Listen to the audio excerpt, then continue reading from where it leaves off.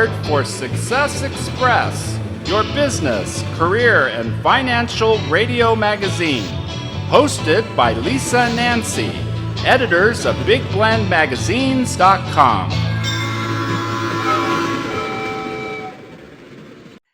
Hey everyone, welcome to Big Blend Radio Success Express Show with Nancy and Lisa, the crazy mother-daughter travel team and publishers of Big Blend Radio and TV Magazine, our variety lifestyle publication, and Parks and Travel Magazine that covers our Love Your Parks tour and, of course, Parks and Travel.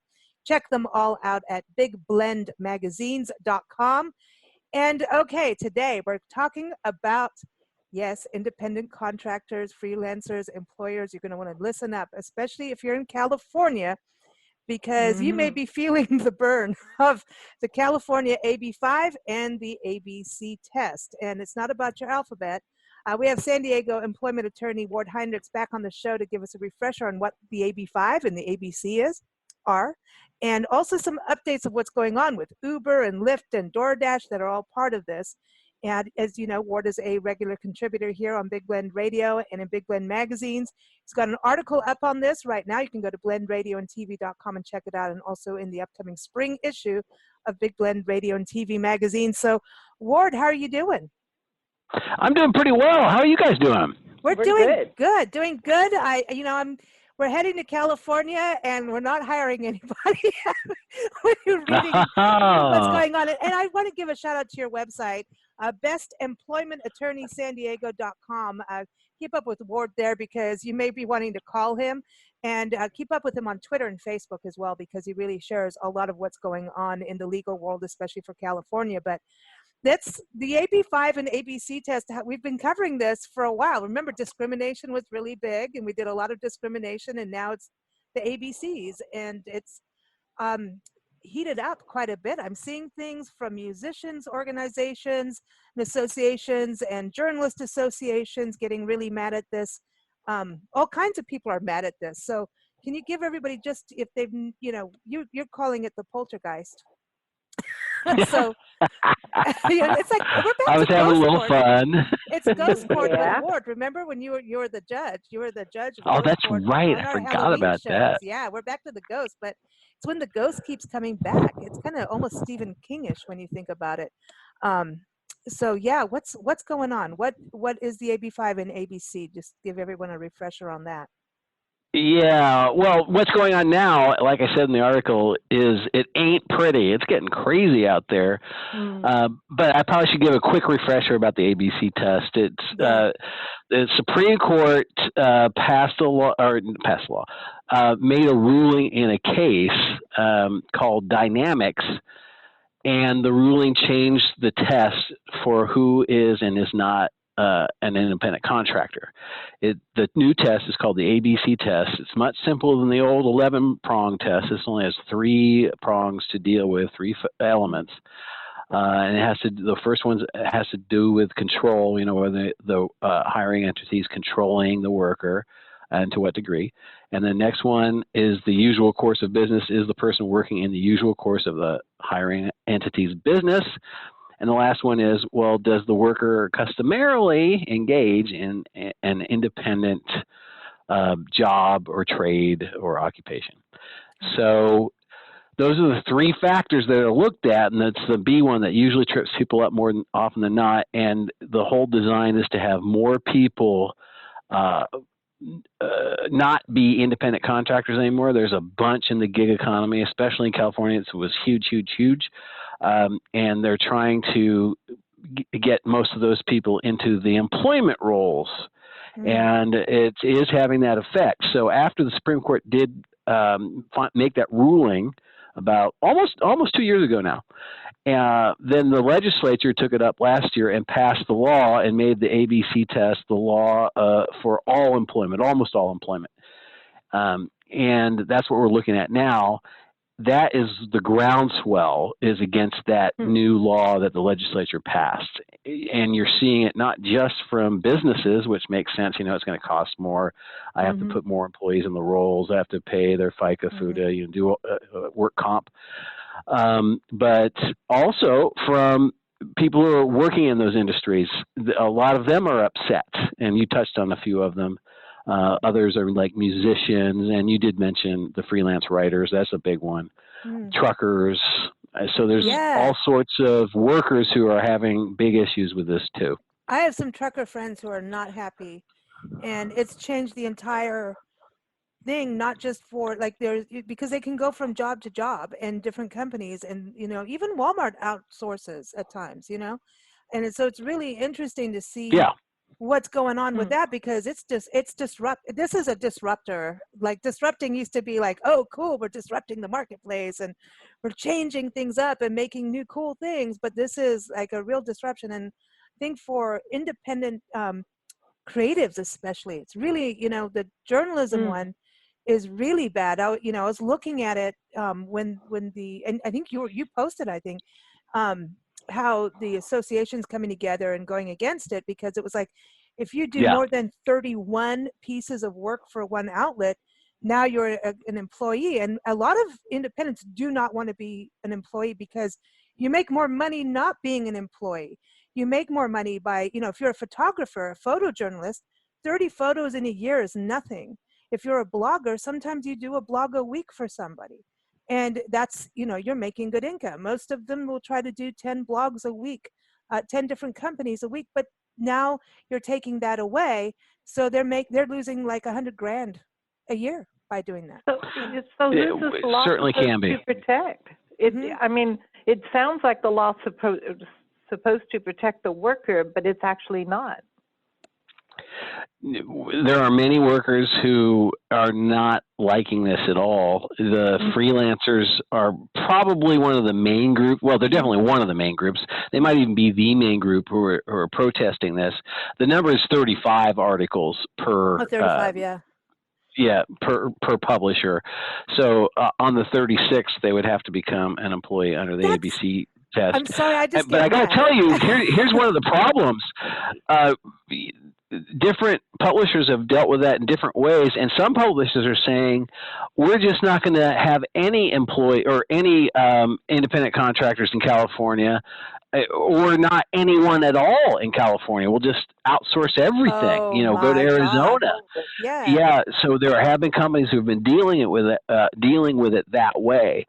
And you see it in other industries too, where they're just going to leave California or only have employees and have a much smaller core group of employees rather than a broader group of independent contractors. So people are losing jobs. They literally are losing jobs. And next thing you know, they're all going to be in India and China again. You know what I mean? It's like the outsourcing. Once outsourcing gets outsourced, it stays out there, man. It doesn't come back home. And that's kind of what's scary, when you think about an entire state of people. I mean, when it got to like even employees were able to work from home, it saved everybody money. And it proved there was studies showing how some are more productive, some things not, depending on the kind of, work it is. But it does depend. Sometimes working at home is less productive, but it's a choice. That's because we have a mini bar at our desk. But right. It's happy hour here at the Big Blend Radio. But no, there's you think about moms, single parents, single dads, that are out there doing this kind of work because you have a flexibility. And when you're taking that flexibility away, now you're hurting the business. You're hurting I'm sorry, and for some people this may be a cool thing. So I'm not, if this helps you, good. No, absolutely. There are many workers who are for this too. I mean, it's not clear one way or the other. And one thing about the referendum that Uber, Lyft, and DoorDash are going to put on the next ballot will be to see how the population really is behind one position or the other. Are they going to support the Uber kind of thing and say, we're going to let you be exempt and all your workers be independent contractors? Or are they going to say, no, will the California population basically say, no, we don't agree with that. We want more people to be employees. It'll be interesting. I'm really looking forward to seeing the result of that, that law or that measure on the ballot. And that's interesting because, go ahead, Nancy. Sorry. No, I was just trying to figure out here who has what to gain by this law. It just sounds like it's so mixed up. Like some people want it, some people don't. Where are the employers? Where are the employers sitting on it? They don't want it at all, or? by and large, employers are bringing the lawsuits, but for instance, in the Uber lawsuit, there are two workers who are also part of that lawsuit. So that one's mixed. Both employer and employees are on that, saying we don't want this. But the ox that's being gored the greatest, at least in my opinion, would be the employers, because their costs are going up, and there are certain estimates out there. They talk about 25 to 35% increase in labor costs because you have employees versus independent contractors. And then so at the that's same a big time, incentive. And then at the same time, minimum wage is going up. Yeah, minimum wage is up. How does a national company handle something like this? They have different laws for every state? Like, yeah, if you're a big company, you got extra issues, and that's why that's one reason why often they'll have in-house legal teams to take care of those kinds of things. Yes, they have a patchwork of laws to deal with, and often it's harder. And often those big companies will go to the federal government and say, hey, we want you to preempt this area because it's so complicated for us to keep up with all 50 states. We just want one federal law. So you'll see that's not uncommon. Oh, so here comes the lobbying. So basically, this is where we're going. Lobbying's huge. Yep. And so, okay, so what about these legal teams and offices, right?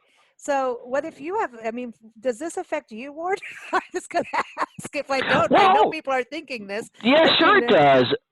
Sure it does. The tradition in our industry was you didn't have to have an in-house paralegal, and there's a bunch of reasons why you might want to have an in-house paralegal, but you didn't have to have one, and you could contract out, and they would be an independent contractor, and a paralegal who was making a living doing that would probably cater to, half a dozen or a dozen attorneys and do work for them.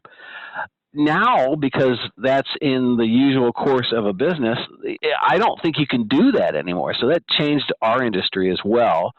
It wasn't, a huge drastic change the way Uber drivers would be, because, you can always hire an attorney. You can still put an attorney on contract as an independent contractor. They're clearly exempt.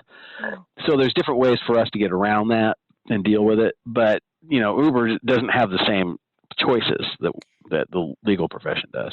Well, okay, so now Uber, though, you were saying in your article that they created this rideshare app so that drivers can negotiate price. And so doesn't that isn't that interesting? I think that's really smart. Just saying that kind of changes, because if they're changing the price, that makes it more of a freelance thing and independent than right. But Uber's got other problems. You see, that really goes to control. So they're saying, all right, we're going to give more control. Well, let me back up just a tad bit. Uber's trying to deal with this issue in California several different ways. One is put a measure on the next ballot, and if it's passed, they'll be exempt. They've also filed a lawsuit. They've also done a ton of lobbying, and they basically lost it. That's why they're resorting to these other things. And finally, they've changed their business model, at least a little bit in California. And one of the changes was to give you a price range of the ride, and then the driver gets to pick where in that range it should fall. So that's loosening up control. We have less control. The driver's actually deciding how much to charge. But on that, though, the problem with that is they're really dealing with the ABC test and trying to say, well, we don't meet it because of this. The real problem to me is not the control part of it as much as it is the B prong, which I keep going back to, which is usual course. Does the driver do work in the usual course of Lyft and Uber's business? And they keep saying, and they haven't changed their tune on this, that no, we're just an app. We just get people who want to ride together with people who do. We're more like a referral service. So it's not in our usual course. Driving is not in our usual course. We're just computer people. To me, that's just a tough argument to make. I think that their drivers are in the usual course of their business. And so I think they lose that anyway. So I don't think the control thing is going to carry the day. Maybe it makes them look a little better, but probably what will happen is they'll be able to talk about that lack of control when they start lobbying again for a different regulation, because they did propose regulations this summer and said, look, yeah, we'll give, minimum wage, we'll do a few other things, but we don't want to give up their status as independent contractors, but we'll pay them more like, guarantee, or there were certain things that they would say, we'll give them more of the employee type of benefits that they would just agree to as a part of an exemption to the AB5, and that never happened. The legislature said, in the end, just said, no, we're not going to do that. So this all probably is a setup for lobbying, and they'll continue to lobby, and they're going to continue to push for an exemption through lobbying. Now, of course, if they get their thing passed in November, then they would give up on the lobbying. They won't have to do it anymore. But they're not going to quit on any of these things. They're going to keep lobbying. They're going to keep suing. They're going to keep pushing the measure on the ballot. And look at the truckers, though. I mean, the truckers thing is a big deal because that really controls food. And I mean, it controls food at the end of the day. Yeah. And the truckers are exempt because the law that governs them, or at least the court so far has said that. They gave them a preliminary injunction, and they've said, look, the federal law is the one that applies here. It trumps the state law, so the truckers do not have to abide by the AB5. And the ABC test. You said the judge gave a restraining order against the AB5. Like, seriously? Yeah. I feel like he could just lasso like a piece of paper and say, take that, California. I don't know whoever this is Newsom, right? What's his name up there in San Francisco that started all this, right? Or how did this was this about, because I think that there are people that aren't getting their benefits the way they should. So I really think that there's parts of this. It's kind of like healthcare. This is kind of like that. Like, some parts are good and some parts are really bad. And so I think I think the problem is it's so blanketed. You know what I mean? Even though there's all these exemptions, I think it's still too blanket. You're all in the same pot. It's affecting a lot of industries. I have a client who runs a dance studio, and that traditionally has been done by 1099s coming in and giving classes and things. Yeah. And I don't think that can happen anymore. Wow. Court interpreters, they were 1099, and they usually work through a referral agency. But the problem is the referral agency has them working through, and all right, you can qualify as a referral agency and be exempt, but they're not qualifying as far as I can tell. And so when this agency has a client who needs court interpreting, whatever language it is, and they supply someone to do that work, the business to business exemption can't apply because it says right in there, you cannot do work for the clients of the contracting business, meaning the business that has contact with the client. So the contractor, the one who is doing the interpreting in court, wouldn't qualify as an independent contractor under those circumstances. So, I mean, there's lots of industries like this that I've talked to where that's the case. You must be busy this year. I was thinking about that as, our last conversation in December, when you always go into, okay, here's the new laws. I'm like, dude, this is going to be 2020 is going to be like crazy for you because it affects so many industries, like you're saying. And one thing too, I was just thinking, what about doctors? If you keep going to the same doctor, do you suddenly own the doctor? I not own them, but you know what I mean? Like employer, now suddenly you're employed. Like, do people, could they protect themselves by, as a freelancer? Because it's weird, especially if you're independent. Like, if you're a one-person business, you can be self-employed and not even have to do the main business thing, right?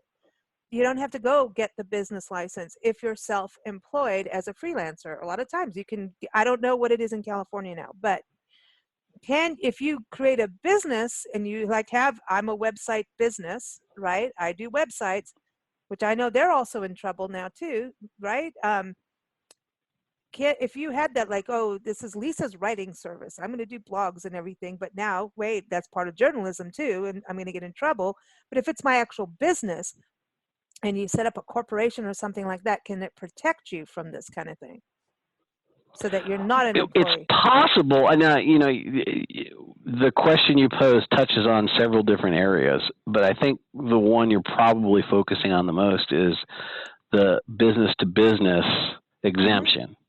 So that's talking about two businesses making a contract and the business that's going to do the work is exempt. But the problem with the business to business exemption is there's like 8 different things you got to meet there, and part of it is credentials and credit. What's the word I'm looking for? Having a license. So you might need a state or a city license, depending on what type of work you're in. So you would have to get that. But the main one is you can't work for the clients of the business. You have to work on something directly for the business. So for instance, a business gets me and I have an agreement with them to do their legal work. Right. And I can always be exempt because I'm exempt under the code anyway. But if we had an agreement where I would do work for their clients, and I wasn't otherwise exempt, so then that they don't meet the qualifications of the business to business exemption. You can't work for their clients. Oh my God. So this messes up people's partnerships. I mean, this is one of the things that freelancers do. And especially on the internet model, right? It's like, here, buy my website template and you get 1 hour of consultation from Joe over here. And now that could be, Right. Yeah, and Joe over there is an independent contractor with that business. Right. But because he's working for a client of that business, he has to be an employee. He doesn't meet the exemption for business to business. Okay, this really sucks. And that's a big misunderstanding. Someone at the San Diego Chamber who I know really well was saying, "Oh yeah, I'm just telling people to get their independent business and be a corporation." I go, "Well, that by itself isn't going to protect them." And so there's a big misconception on that. Oh my gosh. Well, it's a confusing law because I'm still struggling to. It's complicated. Who is it actually helping? It seems to me like it's doing way more damage than it is good. Yeah. Well, from the groundswell, I have to agree with you. I don't always say that I don't say that lightly. Yeah, you'd never agree with Nancy. I had to do that. That was great. Oh, I do too. I know you do. I just had to do that. That was just perfect. It was just good. It's Friday. But no, sorry, carry on. Sorry. But there are so many different factions, both businesses and workers who are saying we don't want this. Yeah. Or we want an exemption specifically for us, so they don't have to deal with it. And so it just seems like, this doesn't seem real good. I have to say, it just seems too disruptive. And now the legislature has said they're going to keep tweaking it. How much tweaking do they do before things settle down? I don't know. How do people know about all of this? But here's the thing. To me, I have to say, it's just from a common sense point of view, you tweak it before you make it a law. Yeah. Not after. It's like, okay, so all these people are being disrupted and having lawsuits and problems, making a living because they didn't think it through. Sorry, legislators, Well, that happens, but sometimes it's hard to anticipate the effect too. Maybe I'm being too nice, legislators, but it's not always easy to. We don't have crystal balls. We can't look at them and say, "Oh, now I know exactly what's going to happen." Well, Mama Babushka does. Hot Mama Babushka. Oh, yes, she does. We got to bring her back on the show so she can give everybody. She could be an independent contractor to the legislature. Hey, what happens to okay, well, this is an interesting thing. So there's, I was just thinking, if you go to a psychic fair and Mama Babushka's there and okay, but you've got, let me go, because it's like there's cooperatives, right? So hairstylists, you brought up, tattoo artists, very similar. Artists, what about art galleries that rent space to artists? I started to look at this going, Yeah, no, that's oh, interesting. Well, there's a big exemption for fine artists, and there's not a definition in the statute for it, so I don't know how they're going to define a fine artist yet. I mean, there are some other statutes that talk about it, but I can't even tell you for sure how they're going to define that. Musicians apparently aren't, because musicians are saying, hey, for years we just go in, someone says, hey, toot your horn for me for an hour, and they go do that for pretty good money often if they're good. But now maybe they're employees. No, the musicians are now telling who to go to, what, and where, and how. Now they're really mad because, again, it's like you're trying to own a independent, creative, because they want residencies. You know what I mean? So, it's like every Friday night I'm at this place, every Wednesday night here. It's like even Vegas has residencies with, Celine Dion's here or Garth Brooks, Oh, right. Yeah. Right. So it's a residency for so do they, if I know Vegas isn't in California, but it's just over the border. But if you're there for a month in a bar, or now suddenly sorry. Now very interesting. Yeah. Well, of course, in Vegas, they don't have to worry about this. But if it were just across the state line in California, maybe, I've even brought up that case out in New York that talked about the band playing at this bar, and the court said, no, this band is an employee of yours because it's helping you bring in clients or patrons. And wow, I mean, that just blows me away. That's so broad. And they decide that was in the usual course of their business because it was basically marketing.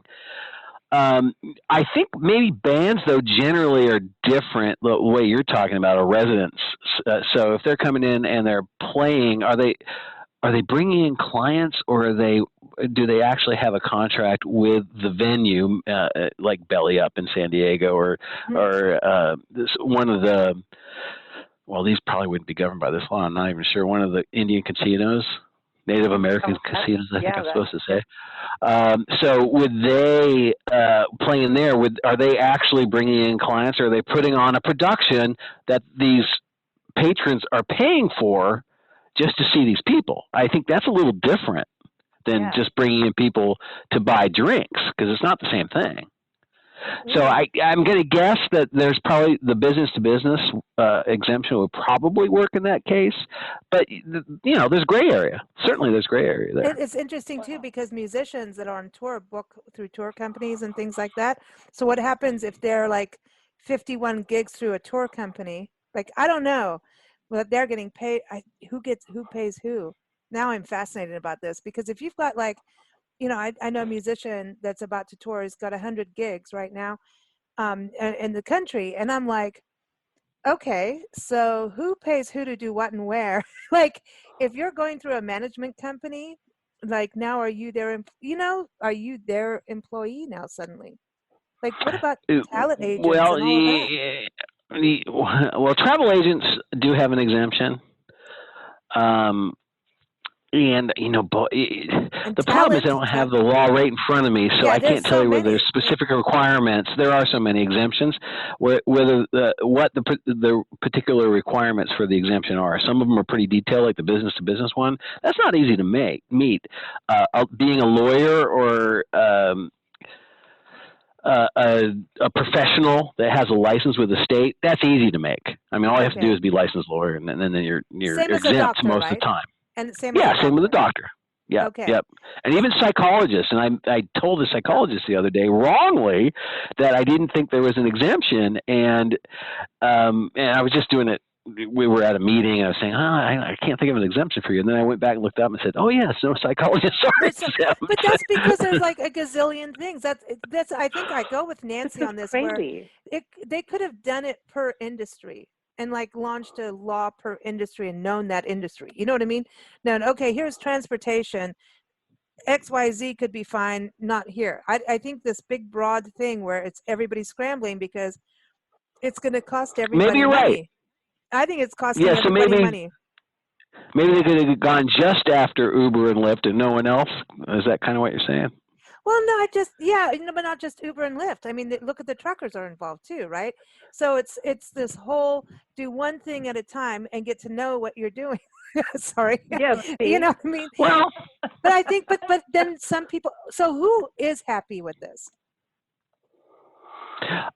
there are many workers out there. I mean, so I take Uber fairly often, and I'm almost always talk to the Uber drivers about this law Mhm. because I'm really interested in how they feel about it. Yeah. And I have to say, I think most are in favor of it. There certainly are a few who say, no, I like the way I run my business. I think I'll do better under the old rules rather than the new rules. But I'm just getting the feeling that most of them would rather be employees. And I might be wrong. It's not a scientific research. It's just me asking Yeah. some people. Yeah. I'm still like the journalist part really bugs me because it's like That one's tough. I don't think anyone likes that. no, I don't. because what about freedom of speech, right? Isn't that part of this? It's like Oh, that's interesting. Yeah. you can't control what I'm saying or doing or how often. So like you're going to say now, okay, so a war happens and a journalist from California goes and starts, photographing in Iran right now, right? Or something like that, and gets more than 30 photos that the public need to know about of what's going on. Now you're suddenly an you're an employee of this one newspaper, and you need to, and it's not right because you need to be able to vet who you're going to send what photograph to or story to. This is not right when it comes to information. You shouldn't own journalists. They're the I think there watchdogs. are certain industries where certainly it's not a good business model to require employment.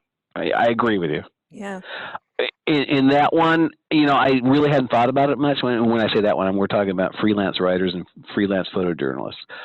I didn't know enough about that industry, and I'm learning a lot about it now. It looks like it doesn't make sense in that industry either. And the reason why I say that is both the businesses and the workers are not liking it. I'm sure there's some workers who probably do, but you certainly don't hear from them. What you're hearing is there's a bunch of freelancers out there who like to write articles and send them in, and they might do 50 for one and 20 for another, and who cares? That's how I make my living, and that's how I want to make my living. And it makes it tough for them. For some people, it's going to make it easier. I see the balance where it could be like, oh, cool, I'm happy. I get to, be an employee in 1030, but then you're like saying some of the California people are saying, that's it. I'm going to outsource in other states and just bring it in, especially. Oh, yeah. No, channels can do absolutely. that. Yeah, and people will move. This is going to affect even real estate, I believe. At the end of the day, it's going to just absolutely shift things. And it's not just California doing this, everyone. Seriously, right? This is not just here and here. Yeah, I know we're on our way to California, so now I'm already feeling like we're there. But it's Are there other states? Other Like states are touching on this a little bit. I don't know if they've gone as far, but probably New York and Seattle or Washington. Well, it's really interesting. Yeah, I haven't looked at all the statistics on which state has this law and which state doesn't. But when I first started doing research on this, and we're talking, about a year and a half ago, there was an article I read that said 2/3 of the states have a form of the ABC test already. And it may not be exactly like the one that California is using, but, similar enough to call it an ABC test. So it's already pretty popular throughout the United States. And that's one thing that has surprised me is why it's caused such an uproar throughout the country. It's not just California, because California is kind of a leader. And so everyone is talking about it. And maybe it's just that fact, because California has so many people, so many big businesses, that it's creating an uproar throughout the nation. And where, maybe Alabama's had it for 20, 30 years, and no one said anything. And, nothing against Alabama, but it just hasn't been that big a deal. But when it hit California, it's been a big deal. Well, I think it's interesting because you got like Silicon Valley, where even that's kind of an independent thing. What about the app makers? You know what I mean? There's this whole, it's just different cultures of where people move to do things. Austin's kind of like that too. Like Austin, Texas is like, Silicon Valley there. It's like all these Yeah. things are happening. I know Bethesda, Maryland's Right. starting to become this hub of green business. And it just can totally throw off a community if it isn't done in the right way, and it's sad. And then for those who are happy about it, good for you. I'm glad. Is there any kind of organization, especially on a national level, that independent contractors can go through to get insurance? And some of the benefits of being an employee, is there a national organization where you can get benefits like health insurance through? Do you know? I know there is for musicians in different states, like Austin. Austin has a I know Shelley King, we play her music all the time. She does this benefit concert every year. They raise money for musicians to have medical care and things like that, and stuff like there are independent nonprofits, not necessarily like national, I don't know, or statewide, but I'm just from the musician side. I know that there's smaller, like I think New Orleans has one.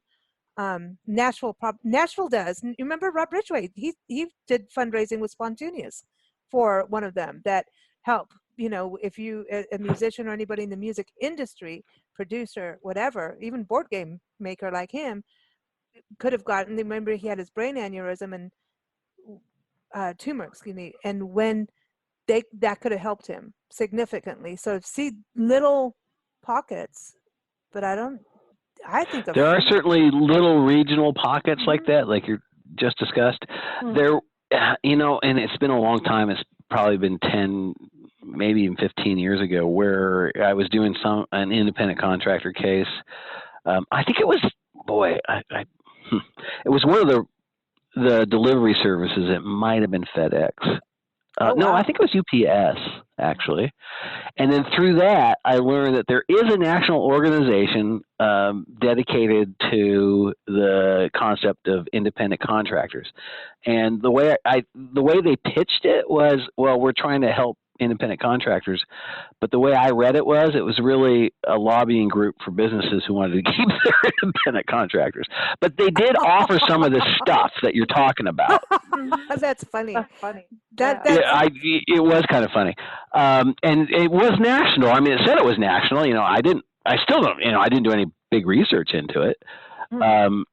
But so there is an organization that calls itself national, or at least there used to be. I don't even know if it's in existence anymore. I don't remember the name of it, but that was supposed to be helping the independent contractor system throughout the country. Yeah. And they would offer they'd be able to connect people to insurance and stuff like that. I think it would be neat if it was legit, like, a really good one. I'd be like, that's cool.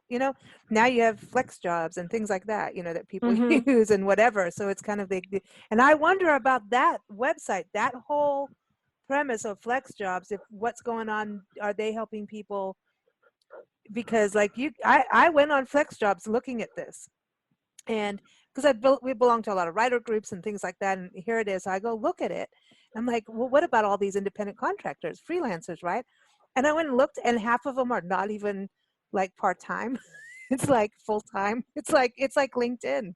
Sorry, flex jobs. I'm not being rude, but it's good. People are using it, so it's happy. But I'm wondering if sites like that are going to have to change some of their models now. That's going to affect those things too. Well, it certainly could. Yeah. And we haven't seen the full shakeout yet. Yeah, this will be going on for a while. Oh, wow. Ward, this is like, everybody definitely stay in touch with Ward. Go to his website, bestemploymentattorneysandiego.com. Check out with him if your industry is part of that, or if you need to join a lobby group or start voting, right? Everyone needs to vote, but educate and then vote. Absolutely. Right? So if you don't like it, check out, because a lot of those organizations, like Nancy was talking about, the musician organizations, there's a lot of the musician organizations are going against this. Writers organizations are checking it out. So I would definitely check up with that, but keep up with Ward on that, bestemploymentattorneysandiego.com. Follow him on Facebook and Twitter. Just type in Ward Heinrichs, you'll find him. And of course, his article's up on blendradioandtv.com, and you'll find it in the upcoming spring issue of Big Blend Radio and TV magazine. Before you go, Ward, you sent us on a mission, a map mission, a story and a map mission, where we're documenting law and order stories on our Love Your Parks tour as we travel the country. And Nancy and I are about to hit the Mojave Desert and go to Joshua Tree, Mojave National Preserve, and there's a lot of military history there. We're looking at General Patton doing all these things. And then one place, we're very excited, I want us to get up to Kelso Depot. And I don't know if you've been out in the Mojave Preserve. It's, you know, it's right outside Vegas, baby. When we used to live in 29. I've been by it, but I have not been on it. Yeah, when you get in there, it's like crazy caves and caverns and all kinds of cool. Oh, that's cool. Kelso Sand Dunes is out there. And we've been to the depot years ago, and we used to live in 29 Palms, and actually when back in our printing days, you know, print in Vegas, because why not? It was a lot more fun doing press checks there. You know, you had, oh, excuse me, come back in 4 hours. Well, I wonder what we're doing for 4 hours. It was a great time printing. That was the best part of printing a magazine. It was. Amongst the stress, you know, you're up for 48 hours and go to Vegas and try to, stay coherent. It was great. But the Kelso Sand Dunes is neat. They have a Kelso Depot, and this has got history that goes all the way back to the Harvey House girls. You know, Fred Harvey, and, you know, when you think about hospitality and tourism, especially out in the West, he transformed customer service, brought it over from England, and really did this amazing, I mean, we've stayed some of the places like the La Fonda Hotel in Santa Fe, where he really did a lot of work there. But Kelso Depot has, this is your law and order part of it, they have a jail, okay, from way back when. And the jail cell is on the outside of the depot. And so if someone was being transported or somebody did something naughty, they would put them in the outside jail cell in the desert, in the Mojave Desert, waiting for the train to come and get them. Yeah. Like, I'm just saying, there's snakes, there's scorpions, there's scorpions. Yeah. Yeah, and in the summer it's super hot. Not and nice. when it's cold, the winter is freezing cold. Yeah, in the high desert. So I want to go to the depot to photograph the jail cell for you. We're gonna go in the jail. We got to go to there, and then after that we go up to Central California to Tulare County in the Sequoias, and we're gonna go hang out where Black Bart, the stagecoach robber, is from, and got caught. And there's like great stories, history stories there. A lot of stuff went down because they were part of the Butterfield stage route in Visalia, and they have this historic courthouse there. And outside that courthouse, that'd be cool. Yeah. This courthouse has history, but there's two cool things about this courthouse. So upstairs now is all office buildings. Downstairs has a really cool restaurant that has the most badass martinis you'll ever have. It's like Martini Central, right? Wow, nice. Right? Perfect. And outside is a old school, old English phone box. Like, you know, when the little phone booth, little red phone booth. Oh, yeah. Yeah. So right. That's cool. That's what's coming up for your Law and Order stories. Maybe we'll do Santa Barbara too on the way, since I know you like the courthouse there. So Santa Barbara, that is a gorgeous courthouse. It's really cool. Yeah, we'll have to try and do a drive-by there. Not, nice drive-by. Drive-by. Well, and Santa Barbara is just a great place to visit. Oh my God, it's the Riviera, man. It's like, it's beautiful. Yeah, it's beautiful. It's beautiful. Hopefully go through there. So everyone, you can follow the Love Your Parks Tour Law and Order Map Story Series on nationalparktraveling.com. You'll see our Love Your Parks Tour drop-down section with all these maps that we're doing. We've gone map crazy, and it's super fun. Now, when you go to a town now, our eyes are like, where's the law and order? Who did what, where, and how? So it's like a whole new thing. So, but thank you so much, Ward, as always, for keeping everyone on, up to date with what's going on, because it's so hard for anybody in the professional life to find out what's going on with the new laws. It's really hard to keep up. And so I really appreciate that. And I dare even ask you this, because I know you're really busy with this whole thing that's going on with the AB5 and ABCs. But I know that, do you still do the consultation, like the first initial call with someone where you give them like a complimentary call to see if it's Oh anything yeah, that you can yeah. work together? I don't think it's fair for me to start charging someone until I kind of know what they're, what they need. So I always talk for 15 minutes anyway before I say, okay, now maybe it's time for us to take the next step. Or not? Yeah. So yeah, and it really depends just so much on the situation. And have your ducks in But a row yes, when you call, no, because he definitely. said 15 minutes. He's an attorney, so it's 15 minutes. That's what you get. So have your ducks in the row, like you go to the DMV. Have your driver's license. Yeah, be ready to ask some good questions. That's the best way to use that time. But total disclosure. Sometimes I spend a while ferreting out what they need anyway, because until I know, I don't even know if I can help them. So sometimes it takes a little time, and I don't charge for that. And Ward's cool. When you call him up, go boo. It's Ghost Court. We're gonna have to do our Halloween show this year. That is coming back. We'll do it from the Kelso Depot. We'll call you from the jail. That was fun. Okay, yeah, from the jail. I like that. Oh, we need to do a jailhouse thing. Ooh, okay. That would be cool. I'm organizing a jailhouse thing. I'm going to do it. And maybe if you do a jailhouse thing, I'll come up in person. Yeah, we'll do it. Oh, we'll cool. do it on video for everybody. We'll do a live video. That would be be fun.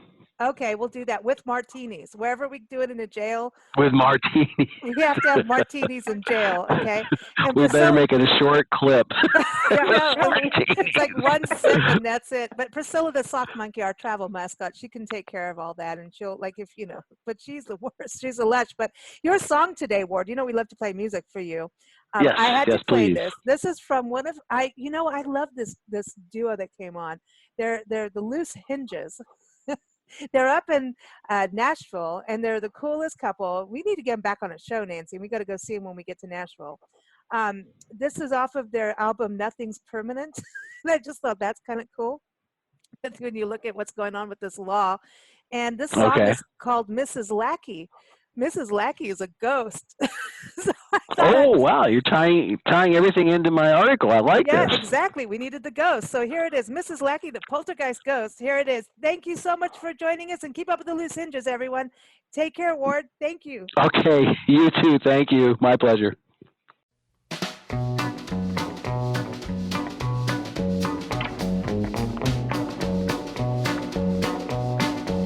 Every woman I can see right through, even though she passed away in 1982.